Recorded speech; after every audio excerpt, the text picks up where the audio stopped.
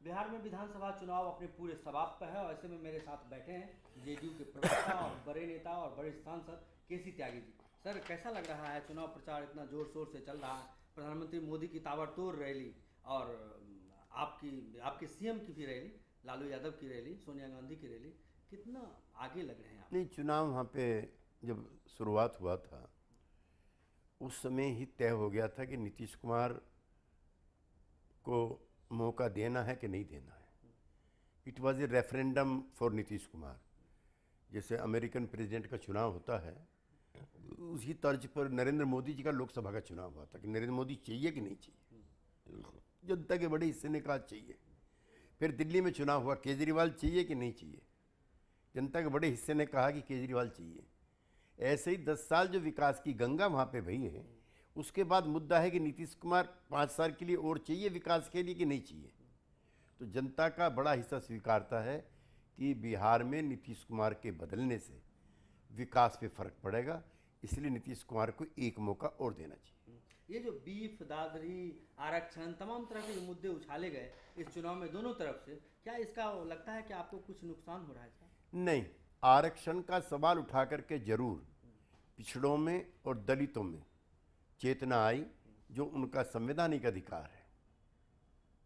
सामाजिक तौर पर और शैक्षणिक तौर पर जो पिछड़े वर्ग के लोग हैं, उनके अधिकार को छीनने की साजिश मोहन भागवत जी के जरिए हुई है। प्रधानमंत्री का वक्तव्य इसमें महत्वपूर्ण इसलिए नहीं है कि प्रधानमंत्री स्वयंसेवक हैं और भागवत जी सरसंघ संचालक हैं, संघ प्रमुख हैं।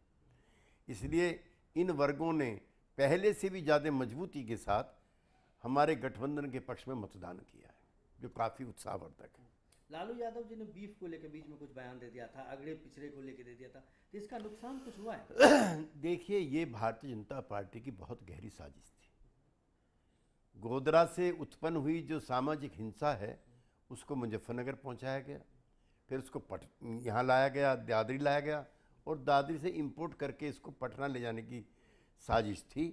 लेकिन जैसा कि मैंने आपको पहले बताया, वहाँ पर बिहार की जनता का बड़ा हिस्सा नीतीश कुमार जी को आना चाहिए ऐसा सोच करके मन बनाए हुए है।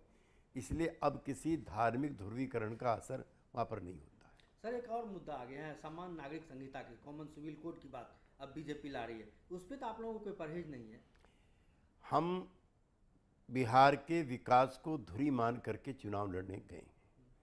सामान्य आचार संहिता का जो मामला था, अटल अडवाणी एरा में जॉर्ज फर्नांडिस और नीतीश कुमार के साथ सुलझा लिया गया था कि गुड गवर्नेंस के एजेंडे के चलते हुए जो ये मुद्दे हैं इनको हम दूर रखेंगे। लेकिन दुर्भाग्य है कि भारतीय जनता पार्टी और प्रधानमंत्री नरेंद्र मोदी गड़े मुद्दे उखाड़ करके चुनाव की वैतरणी पार करना चाहते हैं। आप कितना कॉन्फिडेंट हैं त्यागी जी? क्योंकि अब चुनाव के बाद की मैं बात कर रहा हूँ, नहीं, क्योंकि बिहार अमित शाह बोल रहे थे कि आप देख लीजिएगा 8 तारीख को और मुझसे बात कर लीजिएगा। कई मीडिया वालों से उन्होंने कहा कि सरकार मेरी ही बनेगी।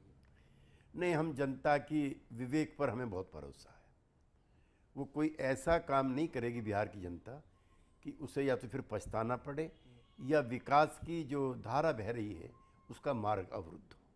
ये जो बाहरी की बात आप लोग कर रहे थे, बाहरी राजेंद्र सिंह वाली बात है या प्रधानमंत्री नरेंद्र मोदी को बाहरी बता रहे हैं आप लोग? नहीं, वहाँ पर जो सारा चुनाव प्रचार है वो श्री नरेंद्र मोदी और श्री अमित शाह को ही आगे रख करके किया गया है। एक भी पोस्टर पूरे बिहार की दीवारों पर नहीं लगा है जिसमें राज्य के किसी नेता को भी प्रमुखता दी गई हो। ये निसंदेह ये बिहारी नहीं, ये बाहर के हैं। बिहारी में कई और नेता थे, बिहार के छोटे मोदी थे, सीपी ठाकुर थे, दूसरे लोग थे, लेकिन सबको दरकिनार करके सिर्फ उन लोगों के फोटो वहाँ की दीवारों पर हैं। 1 साल पहले वहाँ की जनता ने जिन फोटो को नहीं देखा था, लिहाजा वो बाहरी हैं और नीतीश कुमार बिहारी हैं। सर, आपसे बात करने के लिए बहुत बहुत धन्यवाद। ये थे हमारे वरिष्ठ नेता जेडीयू के केसी त्यागी जी, जो हमसे चुनाव को लेकर बात कर रहे थे। राजेश कुमार सिंह, GSTV दिल्ली।